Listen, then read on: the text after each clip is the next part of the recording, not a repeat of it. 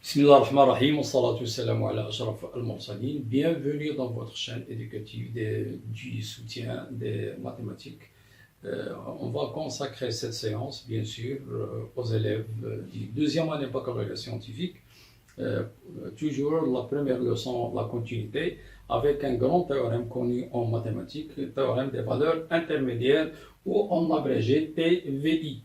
Donc, commençons tout d'abord par un petit rappel. Si nous disposons d'une fonction continue sur un segment AB, alors pour tout alpha strictement compris entre FA et FB, il existe au moins C dans AB tel que FC est égal alpha. Autrement dit, pour tout alpha qui est strictement compris entre FA et FB, il admet au moins un antécédent C dans AB. Donc, de ce grand théorème, bien sûr, on déduit une conséquence qui est très importante, ce qu'on applique bien sûr souvent dans des exercices importants, comme d'ailleurs c'est le cas de l'exercice 1. Si on a une fonction continue sur un segment AB tel que FA, FB strictement négative, alors l'équation fx égale à 0 admet au moins, bien sûr, une solution dans le segment AB. Donc cette conséquence, on va l'appliquer dans cet exercice numéro 1. Donc voilà, on va commencer par cet exercice. Donc je vais lire l'énoncé. On pose fx égale 6x à la puissance 5 plus x au cube moins 4. Montrer que l'équation fx égale à 0 admet au moins une solution dans 0, 1 et interpréter géométriquement ce résultat. Donc il faut tout d'abord analyser l'énoncé. Il faut bien analyser l'énoncé de l'exercice. Donc, on dispose d'une fonction, montre que l'équation admet au moins. Donc, je vous conseille de souligner admet au moins une solution parce qu'on verra prochainement, Inch'Allah, une autre, bien sûr, propriété donc, qui va exiger l'unicité, c'est-à-dire on a l'existence et l'unicité. Donc, au moins, on fait appel, bien sûr, à la conséquence du théorème des valeurs intermédiaires. Et dans cette propriété qu'on va voir, Inch'Allah, lorsqu'il y a l'unicité, donc il va s'ajouter une autre condition, bien sûr, qui est la stricte monotonie. Donc, pour prouver que l'équation fx égale à 0 admet au moins une solution dans le segment 0, 1, donc on doit, bien sûr, établir les deux conditions imposées par la conséquence. Donc, la première condition, donc on doit vérifier que f continue sur le segment AB. Or, le rôle joué par A, c'est 0, le rôle joué par B, c'est 1. Donc, sur 0. En utilisant, bien sûr, les propriétés qu'on a vues dans le cours. Donc, quelle est la nature de cette fonction? Bien sûr, f, c'est une fonction polynôme, et on a vu dans le cours que toute fonction polynôme est continue sur R. Donc, et puisque le segment 0, 1, est inclus dans R, donc en particulier, bien sûr, cette fonction est continue sur 0. Donc, on va écrire f polynôme, c'est une fonction polynôme. Ceci implique que f est continue sur R. En particulier sur 0, du fait que le segment 0,1 est inclus. Donc voilà, la première condition est satisfaite. Maintenant, on va passer à la deuxième condition. On doit s'assurer, donc vérifions que la deuxième condition est satisfaite. Autrement dit, f0 multiplié par f1 c'est strictement négatif. Donc cette étape est très simple, il suffit de calculer bien sûr f0 et f1. On a, donc si bien sûr on calcule f0, on va trouver moins 4 qui est strictement négative, et f1 bien sûr est égal 6 plus 1, 7 moins 4, c'est 3 strictement positif. Donc ceci entraîne évidemment que f0, f1 est strictement négatif. Donc voilà les deux conditions bien sûr exigées par la conséquence du TVI sont satisfaites, sont établies. Donc ceci implique grâce TVI, mais normalement grâce à la conséquence du TVI, mais on dit tout simplement grâce au théorème des valeurs intermédiaires, il existe au moins. Donc C appartient à B tel que FC égale à 0. Autrement dit, l'équation fx admet au moins une solution qu'on a nommée ici, c'est dans le segment AB. Donc voilà comment appliquer bien sûr la conséquence du théorème des valeurs intermédiaires. Maintenant, il nous reste la deuxième tranche de la question, interpréter géométriquement. Donc, géométriquement ce résultat. Donc, l'interprétation géométrique, on abrégé IG. Donc, que veut dire bien sûr le résultat précédent?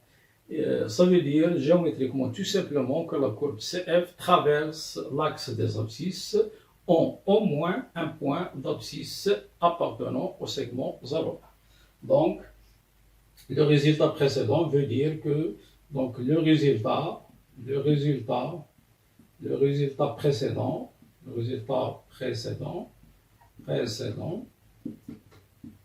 veut dire géométriquement, bien sûr, que CF coupe ou bien coupe l'axe des abscisses qu'on note souvent X ou X' en au moins un point d'abscisse C appartenant au segment AB. Donc voilà, on a terminé ce premier exercice. Donc, passons maintenant à un autre exercice, bien sûr l'exercice numéro 2, avec le niveau de difficulté, bien sûr, de degré 2, puisque l'exercice 1 était facile. Son niveau de difficulté était de 1, de degré 1. Maintenant, le niveau, bien sûr, de difficulté de l'exercice 2 est deuxième degré. Pourquoi? Parce qu'on ne dispose pas de la fonction f et non plus le segment AB. Mais soyez rassurés, on va vous montrer bien sûr l'astuce de cet échantillon.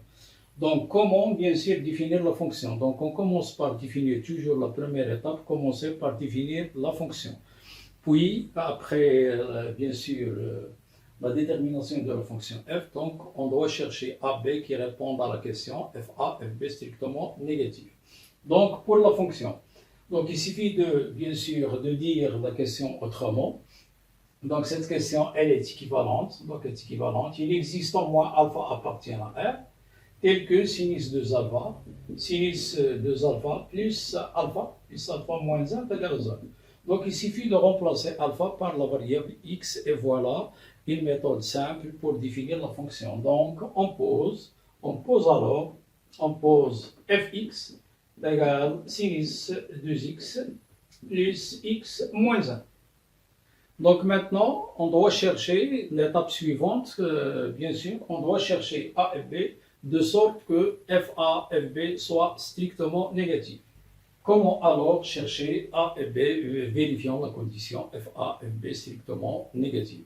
Donc, puisque la fonction, bien sûr, elle est formée par une fonction trigonométrique et une fonction polynôme, donc on cherche parmi les nombres 0, 1, 2, 3, 4 et leur opposé.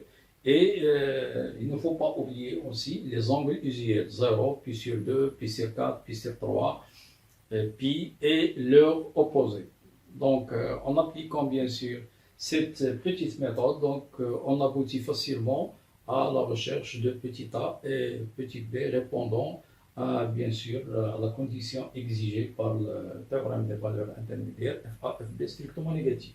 Donc, par exemple, si vous remplacez x par 0, donc regardez bien que f0, sinus 0, bien sûr, est égal à 0, plus 0 moins 1, est égal à moins 1. Donc voilà, on a trouvé, donc on prend a est égal à 0.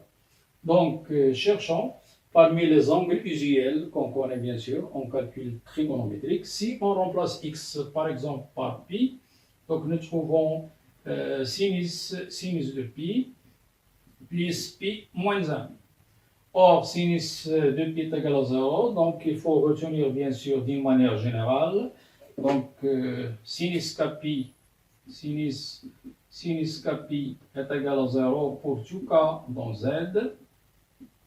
Donc, si vous remplacez bien sûr k par 2, donc vous trouvez que sinus de pi est égal à 0. Donc, il nous reste pi moins 1. Or, pi, on sait bien sûr sa valeur approche 3,14. Il est strictement supérieur à 1, strictement positif. Donc, je vais prendre b est égal à pi. Et on applique, bien sûr, il nous reste la continuité. Donc, F continue sur R comme étant somme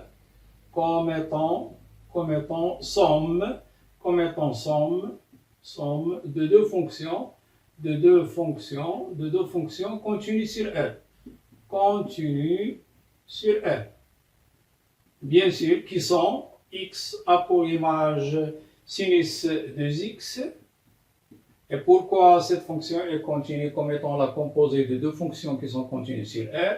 La fonction x a pour image 2x et la fonction x a pour image sinus x.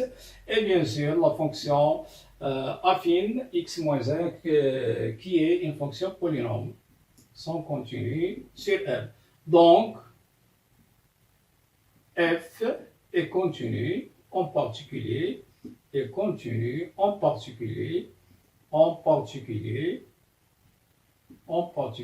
sur le segment, bien sûr, AB, c'est-à-dire 0 pi. Donc, grâce au théorème des valeurs intermédiaires, bien sûr, il existe au moins une solution qu'on va nommer, il faut respecter la notation, bien sûr, exigée par l'exercice. Donc, alpha, il existe alpha, appartient à 0 pi, tel que, bien sûr, f alpha est égal à 0. Donc, voilà. Donc, on a donné la solution en détail, bien sûr, de cet exercice du deuxième degré.